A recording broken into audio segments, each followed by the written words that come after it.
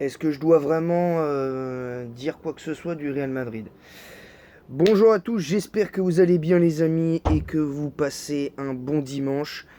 Bienvenue dans cette nouvelle vidéo débrief du match entre de cette finale du Coupe du Roi entre le FC Barcelone et le Real Madrid.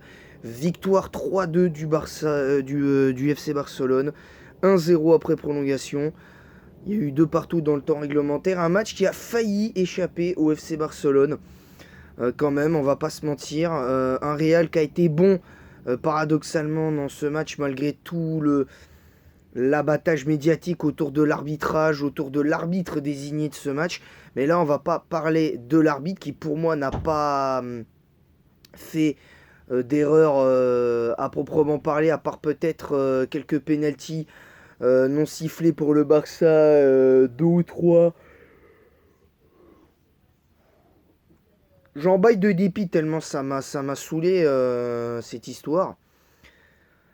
Euh, tout simplement que pour moi il y a eu que deux pénaltys non sifflés pour le Barça parce que le troisième, la faute de Raúl Asensio sur Rafinha, il y a peut-être la petite poussette dans le dos, mais pour moi il y a absolument pas pénalty parce que la main dans le dos elle arrive au moment où il est déjà en train de tomber. Si vous regardez les images, je peux vous garantir que les supporters du Barça, ils pourront être honnêtes. Donc voilà, je vais même pas noter les joueurs parce que franchement, ça sert strictement à rien.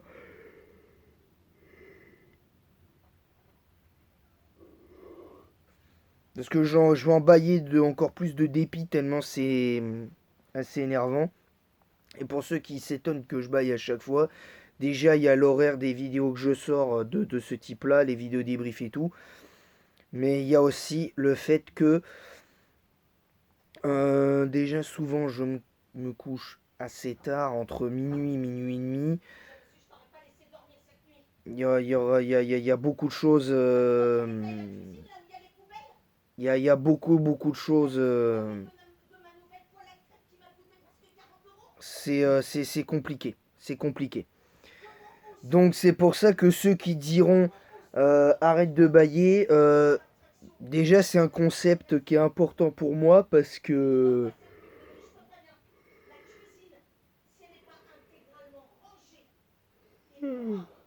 Parce que je suis pas le seul youtubeur à faire des vidéos en baillant et tout ça. Donc je pense, même si je pense qu'on n'est pas beaucoup à faire des vidéos, puis des fois en pleine vidéo on baille, je suis pas le seul. Je suis pas le seul. Là, j'ai pas d'exemple en tête, évidemment. Les gens vont dire, ouais, mais c'est simple, il y en a pas. Bah si, il y en a. Mais c'est que vous les voyez pas déjà. C'est que vous le voyez pas. Voilà, voilà. Donc, si je juge le commentaire sur ça, sur le côté, sur l'aspect bâillement trop virulent, le commentaire sera supprimé et vous serez ban de la chaîne. Voilà, vous serez permaban de la chaîne parce que moi, je n'accepterai pas. Parce que je veux bien accepter les mauvais côtés de YouTube, mais il y a certaines choses que je n'accepterai pas, c'est sur ce point. Un petit aparté, léger coup de gueule. Donc on va passer à ce débrief et franchement bravo Barça parce que c'est mérité. Et quand je disais dans certains débriefs, ouais, je me suis désolidarisé du FC Barcelone, c'est pas vrai. Je vous le dis honnêtement, je vous l'avoue maintenant, ce n'était pas vrai parce qu'en fait je m'étais jamais réellement éloigné du FC Barcelone parce que je regardais la plupart du temps leurs matchs. Je regardais la plupart du temps leurs matchs. Mais je ne mets plus vraiment en tant que supporter. Je m'étais éloigné un petit peu du FC Barcelone pendant 4 ou 5 ans. Hein, je rappelle, de 2018 à 2022, je m'étais complètement éloigné du FC Barcelone parce que ça n'allait plus, la mentalité n'était pas bonne. Mais vraiment. Et même si la mentalité a évolué, elle n'est pas non plus parfaite. Il y a un peu plus de choses qui sont assumées du côté du Barça, c'est d'avoir faire confiance aux jeunes de la Masia. Donc, et ça, je trouve que c'est bien. Et moi, c'est ce que je demande à un club dont j'ai été fan, entre guillemets. Voilà, il y a quand même des choses que je demande et que même s'il n'y a pas de,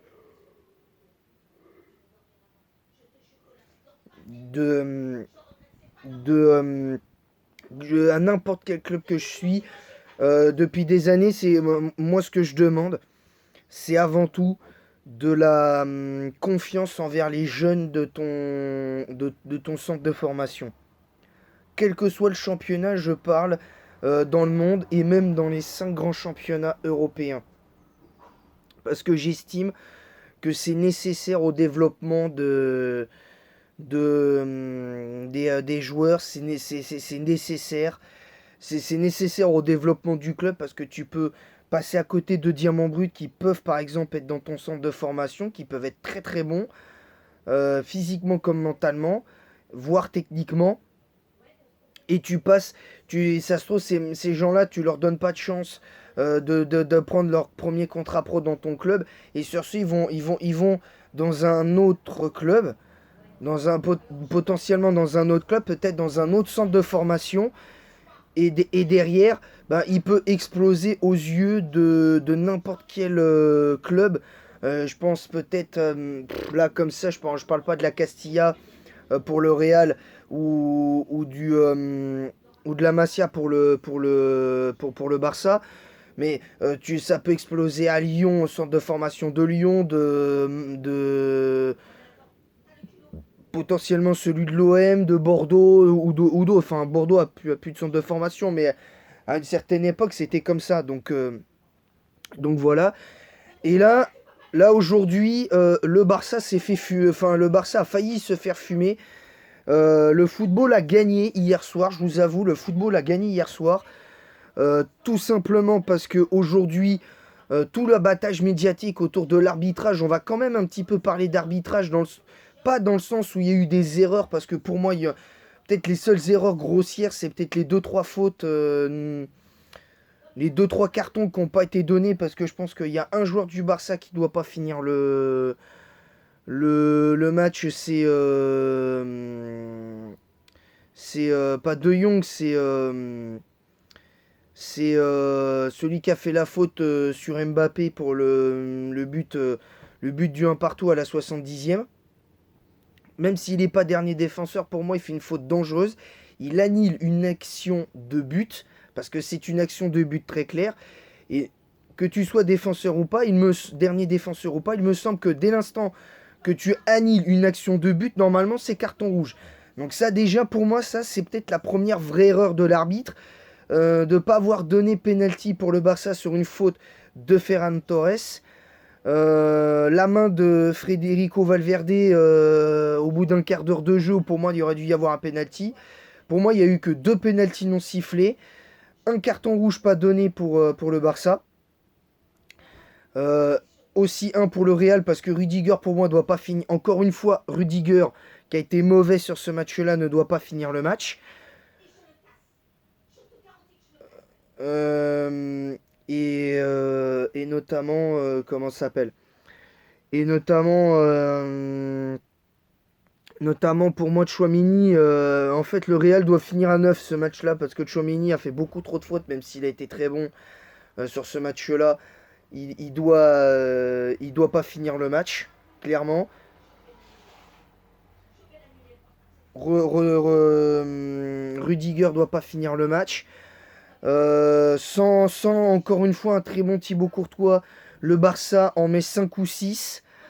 Ter Stegen et sans un bon Ter Stegen jusqu'à la fin des 120 minutes de match à 2 partout avant le troisième but, le Real peut gagner, mais seulement grâce à l'intimidation et à tout l'abattage médiatique qu'ils ont fait au boycott de, au boycott de tout type d'événements comme la conférence de presse, qui est pour moi obligatoire et devrait être obligatoire pour les clubs, que tu te sentes lésé par les arbitres ou pas. Tu te dois, c'est un devoir de te présenter en conférence de presse. Et même si en conférence de presse tu dénonces les déclarations des arbitres, au moins tu dis ça en conférence de presse et après on n'en parle plus. Là, je trouve que le Real s'est fait fumer sportivement, dans le sens s'est fait fumer, s'est fait fumer parce que s'est fait fumer à la dernière minute, mais dans l'attitude s'est fait fumer aussi. Hein. Il y a eu beaucoup de choses qui ne sont pas passées au niveau de l'attitude. Du côté des joueurs du Real Madrid. Et il a fallu, pour emballer le match, que Mbappé rentre et fasse une top entrée pour emballer la rencontre. Voilà, tout simplement. Donc, moi, à part l'entrée d'Mbappé, le match de Bellingham, le match de Vinicius et le match de Tchouaméni, ben, personnellement, le reste de l'équipe du Real Madrid, ça a été zéro. Si, il y a peut-être un petit peu eu Rodrigo par moment, mais trop peu. Il a fait trop peu en première mi-temps. Et encore une fois, bah, l'entrée depuis l'arrivée d'Mbappé, c'est lui qui est sacrifié systématiquement. Et je trouve pas ça normal parce que tu le mets pas en confiance. Et j'ai peur que si jamais il y a un départ, il y a des départs au Real Madrid à la fin de saison, ça peut être compliqué. Donc je disais. Pour ce qui est de ce match, pour moi, à part l'entrée d'Mbappé, le match de Tchouaméni qui est bon, même s'il ne doit pas finir le match, Vinicius et tout ça, et le match de Bellingham, le reste, j'ai pas aimé l'équipe, j'ai pas reconnu Valverde, j'ai pas reconnu Rodrigo. Bon, qui a joué qu'une mi-temps, donc c'est très très très compliqué d'avoir un avis sur ça. Et, euh, et franchement, j'ai peur pour le Real parce que là, à la fin de saison, bon, il leur reste encore 4 points, donc ils sont pas encore complètement largués pour le titre en Liga, parce qu'on sait jamais ce qui peut se passer. Je sais pas s'il y aura un dernier Classico avant la 38e journée de Ligue espagnole, mais au moins, vous savez, vous savez un petit peu. Moi, je pense que de toute façon, le Barça a mathématiquement le titre de champion d'Espagne parce que et c'est pas immérité au vu de ce qu'ils ont fait, même si pour moi ils auraient pu tout perdre en se retrouvant à un moment donné troisième du championnat alors que le Real était à 4 ou 5 points du deuxième et à 7 points je crois du FC Barcelone il y a de cela un mois, il y a de cela plus de 3 mois. Donc c'est un petit peu compliqué, ça c'est un petit peu gâté. Et puis la mauvaise campagne européenne du Real Madrid en phase de poule où ils finissent, je crois, dixième, ils finissent hors du top 10. Et ils finissent hors du top 10. Ils passent ric-rac contre l'Atlético Madrid en huitième de finale de Ligue des Champions. Ils vont en quart de finale contre Arsenal. Ils se font éteindre. Ils se font éteindre comme une ampoule. Et là, très clairement, le Real ne fait clairement plus peur depuis quelques années. Parce que même la Ligue des Champions qu'ils ont gagné, où ils ont fait remontada sur remontada, pour moi, il faisait déjà pas peur. Déjà, il faisait beaucoup moins peur. Il faisait peut-être peur sur l'aspect mental, mais aujourd'hui, il n'y a plus cet aspect mental. Il n'y a plus cet aspect de dépassement de soi, dépassement de fonction. Il n'y a plus ça. Et je pense que c'est la fin d'un cycle pour le Real, qui peut le retrouver la saison prochaine, et je leur souhaite. Mais voilà. Voilà. Sur ce, voilà, c'est tout pour ce débrief. Moi, j'ai donné mon avis. Je vais pas noter les joueurs parce que ça sert à rien. Tous les joueurs du Barça, par exemple, ont été bons, même si Rafinha a été un peu en dessous. Lamine Yamal, comme d'habitude, a été exceptionnel. Même s'il n'a pas marqué, il a été exceptionnel.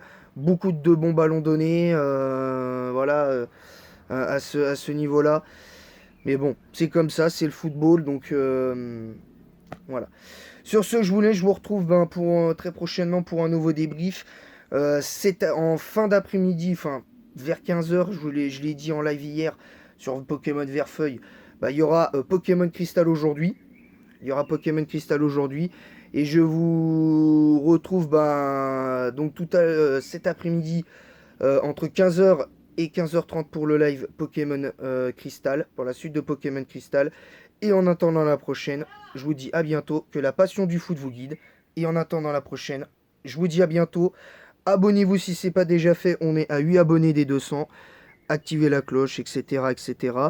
Partagez le lien de ma chaîne YouTube en masse sur Facebook et Instagram, etc. etc. sur certains réseaux sociaux.